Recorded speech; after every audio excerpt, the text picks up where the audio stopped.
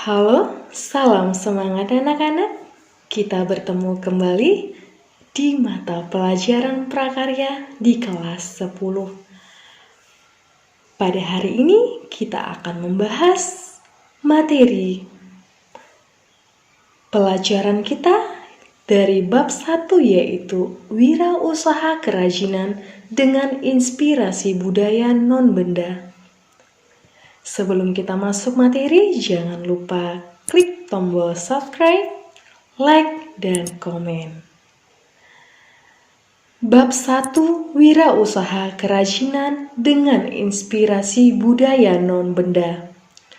Sebelum kita memasuki materi kita lebih lanjut, terlebih dahulu kita harus mengetahui tujuan pembelajaran kita hari ini. Yang pertama, memahami jenis karakteristik kewirausahaan, memahami dasar-dasar pengembangan kewirausahaan, memahami ciri-ciri seorang wirausahawan, mengidentifikasi faktor-faktor keberhasilan dan kegagalan wirausahawan, mengumpulkan data atau informasi tentang pengertian kewirausahaan, kualitas instrumental wirausaha. A. Karakteristik kewirausahaan. Kata wirausaha adalah berasal dari kata wira dan usaha. Wira berarti pejuang, pahlawan manusia unggul, teladan, berbudi luhur, gagah berani, dan berwatak anggun. Kata wira juga digunakan dalam kata perwira, sedangkan usaha berarti perbuatan untuk mencapai sebuah tujuan. Jadi, secara etimologi harfiah, wirausaha adalah pejuang atau pahlawan yang melakukan perbuatan untuk mencapai sebuah tujuan. Karakteristik kewirausahaan. Menurut Kamus Besar Bahasa Indonesia, pengertian wirausaha sama dengan wira swasta, yaitu orang yang pandai atau berbakat mengenali produk baru, menentukan cara produksi baru, menyusun operasi untuk pengadaan produk baru, memasarkannya, serta mengatur permodalan operasinya. Nah, ada wirausaha, ada pelaku usaha.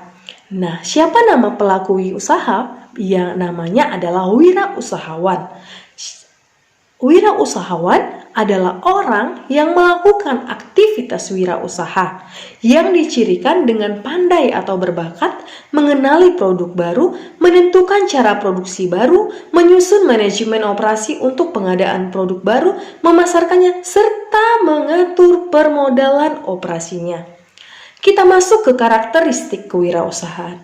Keputusan Menteri Koperasi dan Pembinaan Pengusaha Kecil nomor 961 /Kep/M/11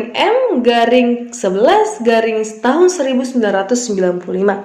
Kewirausahaan adalah semangat, sikap, perilaku, dan kemampuan seseorang dalam menangani usaha atau kegiatan yang mengarah pada upaya mencari, menciptakan, serta menerapkan cara kerja, teknologi, dan produk baru dengan meningkatkan efisiensi dalam rangka memberikan pelayanan yang lebih baik dan memperoleh keuntungan yang lebih besar. Lalu apa itu entrepreneurship? Adalah sikap, proses penerapan inovasi dan kreativitas dalam menciptakan sesuatu yang berbeda dan memiliki nilai serta kemampuan menghadapi tantangan, berani mengambil resiko, kemampuan berpikir kreatif dan inovatif. Karakteristik kewirausahaan memiliki sifat dan ciri-ciri dari wirausaha yang harus dimiliki. Yang pertama adalah percaya diri. Percaya diri meliputi keteguhan, berkepribadian mantap dan optimis. Yang kedua ada berorientasi tugas dan hasil, meliputi kebutuhan prestasi, berorientasi pada laba, tekun, tabah, bertekad tinggi, kerja keras, motivasi, energik, inisiatif. Yang ketiga, pengambilan resiko, berani mengambil resiko dan suka tantangan. Yang keempat, kepemimpinan, kemampuan memimpin, bergaul, dan menerima kritik dan saran. Lalu yang kelima, keorisinalan, inovatif, kreatif, fleksibel, dan banyak sumber dan serba bisa. Yang terakhir, berorientasi ke masa depan. Artinya, memandang masa depan. Masih tetap di karakteristik kewirausahawan.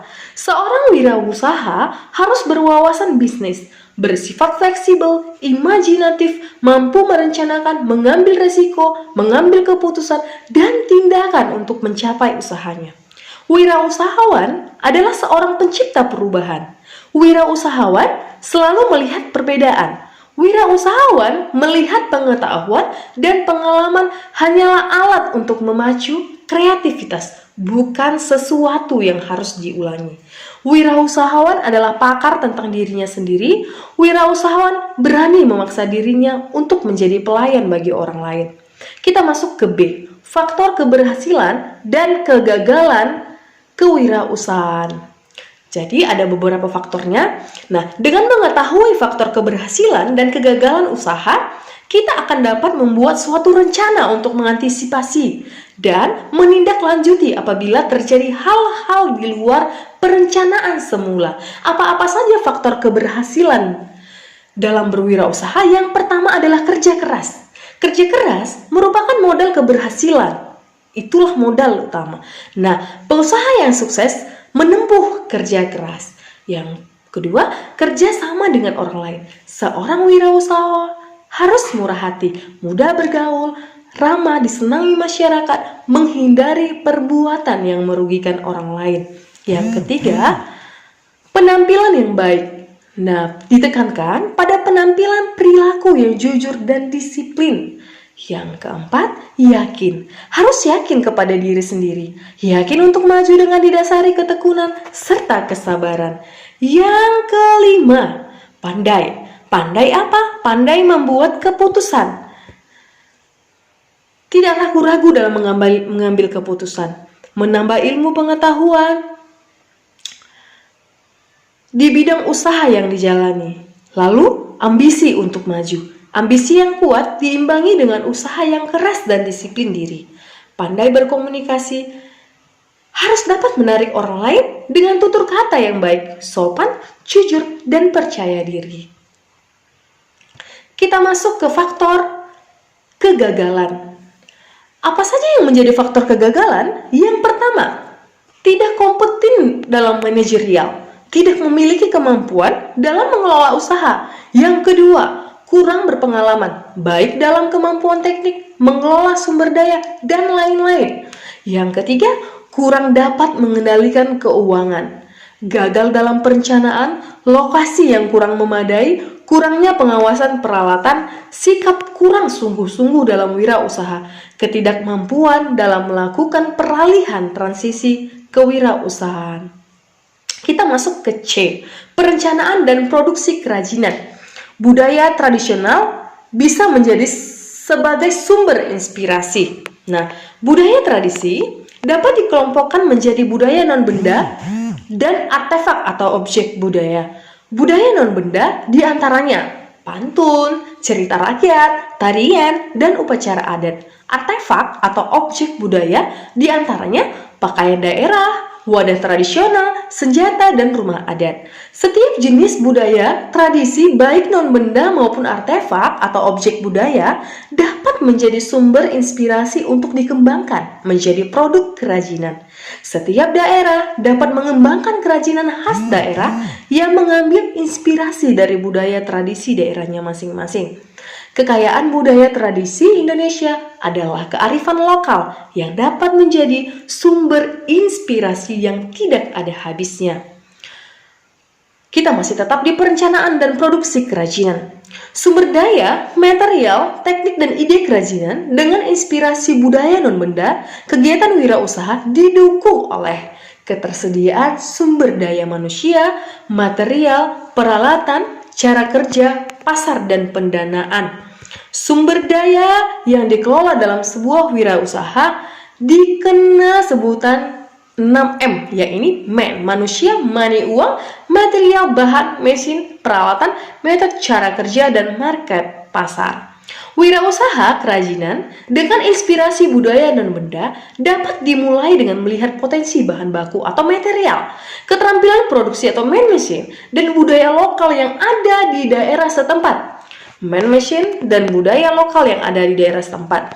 Wirausaha kerajinan dengan inspirasi budaya akan menawarkan karya-karya kerajinan inovatif kepada pasaran. Pasar sasaran atau market dari produk kerajinan ini adalah orang-orang yang menghargai dan mencintai kebudayaan tradisional. Kemampuan mengatur keuangan atau money dalam kegiatan usaha akan menjamin keberlangsungan dan pengembangan usaha. Kita masuk ke perancangan. Produksi kerajinan dengan inspirasi. Proses perancangan kerajinan diawali dengan pemilihan sumber inspirasi dan pencarian ide produk kerajinan, pembuatan sketsa ide, pembuatan studi model kerajinan, dilanjutkan dengan pembuatan petunjuk produksi.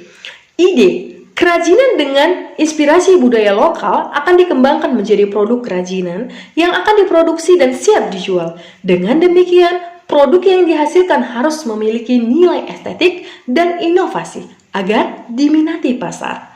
Perancangan kerajinan dengan inspirasi budaya non-benda akan menerjemahkan sesuatu yang abstrak atau tak berbenda menjadi benda berwujud. Misalnya, inspirasi diambil dari sebuah cerita rakyat, atau tak berbenda menjadi sebuah diorama mini yang menggambarkan salah satu adegan dalam cerita rakyat tersebut. Contoh lain adalah mengambil inspirasi dari kepercayaan simbolis burung enggang untuk dibuat menjadi ide untuk tekstil atau busana. Bisa dilihat potensi budaya non-benda tambah potensi material sama dengan kerajinan. Perancangan masih tetap di perancangan. Perancangan kerajinan dengan inspirasi budaya non-benda akan menerjemahkan sesuatu yang abstrak menjadi benda. Misalnya, inspirasi diambil dari sebuah cerita rakyat menjadi sebuah diorama mini yang menggambarkan salah satu adegan dalam cerita rakyat.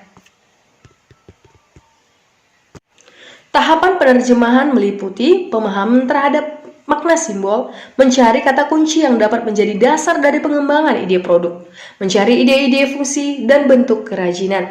Kita masuk ke D, perancangan dan produksi kerajinan dengan inspirasi non-benda. Tahapan penerjemahan meliputi pemahaman terhadap makna simbol, mencari kata kunci yang dapat menjadi dasar dari pengembangan ide produk, mencari ide-ide fungsi dan bentuk kerajinan. Yang pertama, pencarian ide produk.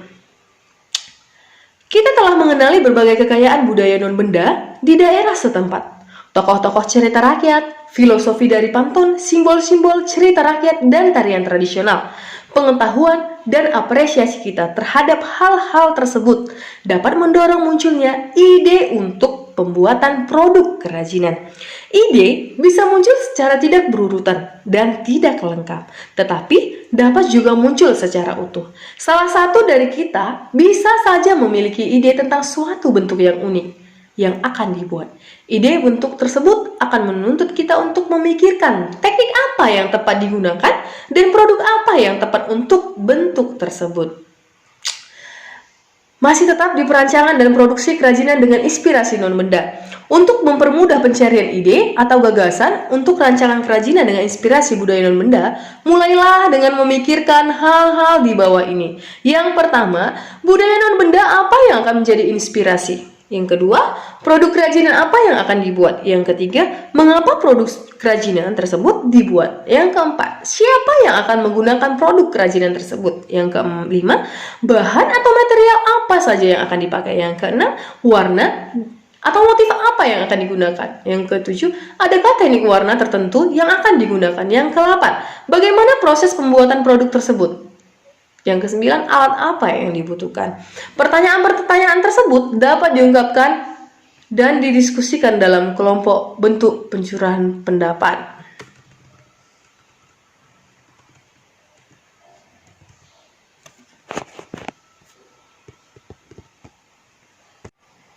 Beri kesempatan juga untuk munculnya ide-ide yang tidak masuk akal sekalipun.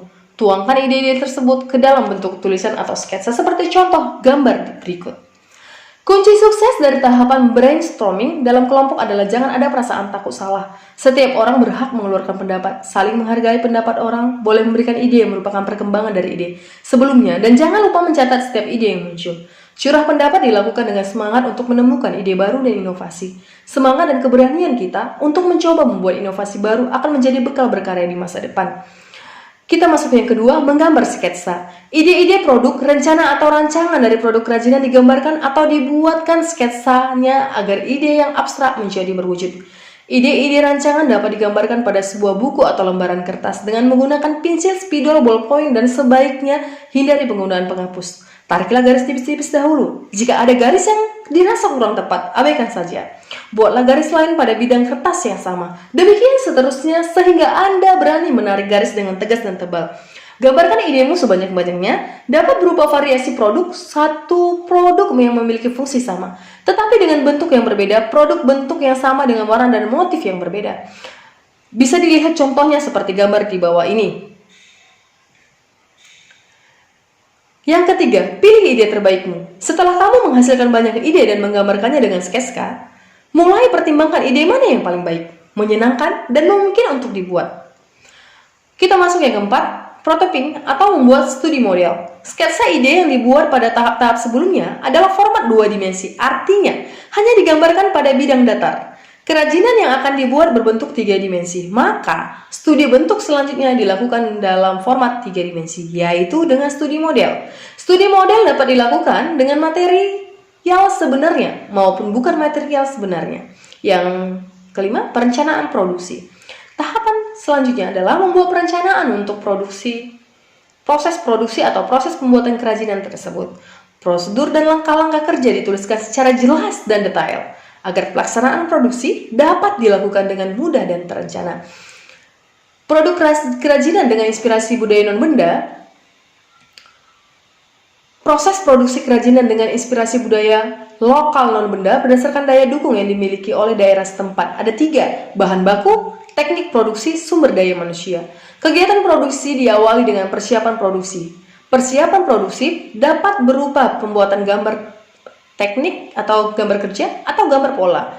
Gambar kerja atau pola akan menjadi patokan untuk kebutuhan pembelian dan persiapan bahan. Tahap selanjutnya adalah pengerjaan. Kerjakan setiap tahap sesuai dengan perencanaan produksi yang sudah dibuat sebelumnya.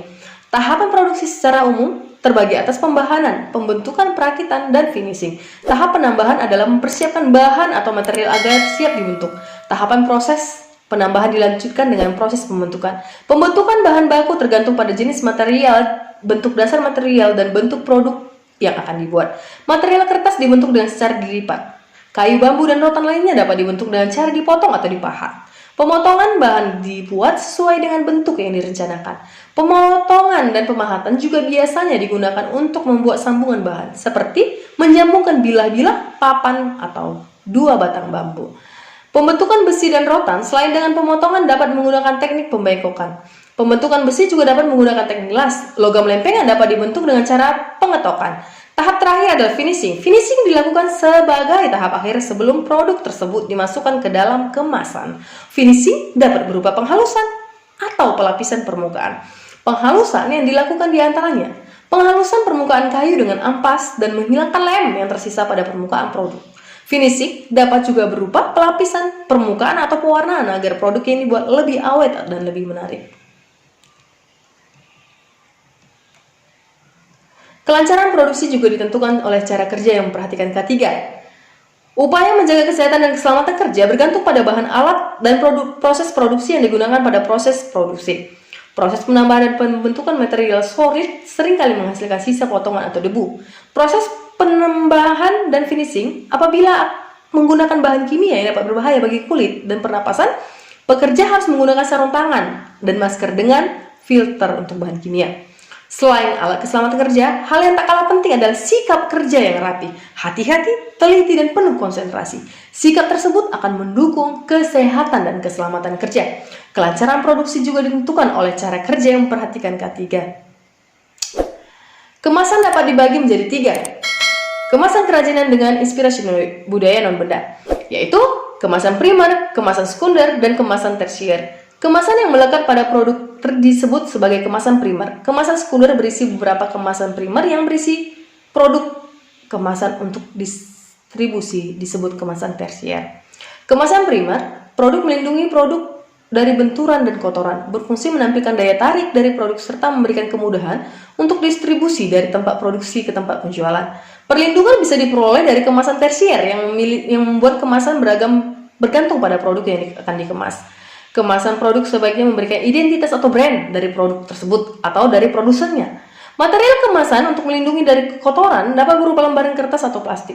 Tidak semua produk membutuhkan kemasan primer, tetapi setiap produk membutuhkan identitas. Identitas dapat berupa stiker atau selubung karton yang berisi nama keterangan. Pada kemasan kerajinan dengan inspirasi budaya, dapat ditambahkan label atau lembaran keterangan yang berisi informasi tentang budaya non-benda yang menjadi inspirasi. Biaya produksi, kita masuk ke penghitungan biaya produksi kerajinan dengan inspirasi budaya non-benda. Biaya produksi adalah biaya-biaya yang harus dikeluarkan untuk terjadinya produksi barang. Unsur biaya produksi ialah biaya bahan baku, biaya tenaga kerja, biaya overhead. Biaya yang termasuk ke dalam overhead adalah biaya listrik, bahan bakar minyak, dan biaya-biaya lain yang dikeluarkan untuk mendukung proses produksi. Biaya pembelian bahan bakar minyak, sabun pembersih untuk membersihkan bahan baku, benang, jarum, lem, dan bahan-bahan lainnya dapat dimasukkan ke dalam biaya overhead. Pemasaran langsung adalah promosi dan penjualan dilakukan langsung kepada konsumen tanpa melalui toko. Produsen kerajinan selain menjual produknya sendiri dapat membentuk kelompok penjual yang akan memasarkan dan menjualkan produknya secara langsung kepada konsumen. Kelompok penjual dapat terdiri atas beberapa tingkatan. Sistem dengan beberapa tingkat kelompok penjual disebut multi-level marketing. Produk perusahaan memiliki usaha di bidang penjualan langsung, baik yang menggunakan single level maupun multi-level marketing. Wajib memiliki surat izin usaha penjualan langsung dikeluarkan oleh BKPM sesuai dengan Peraturan Menteri Perdagangan Nomor 32 Tahun 2008. Penjualan langsung merupakan hasil dari promosi langsung yang dilakukan tahap pembeli. Sekianlah pembelajaran kita hari ini. Materi kita pemasaran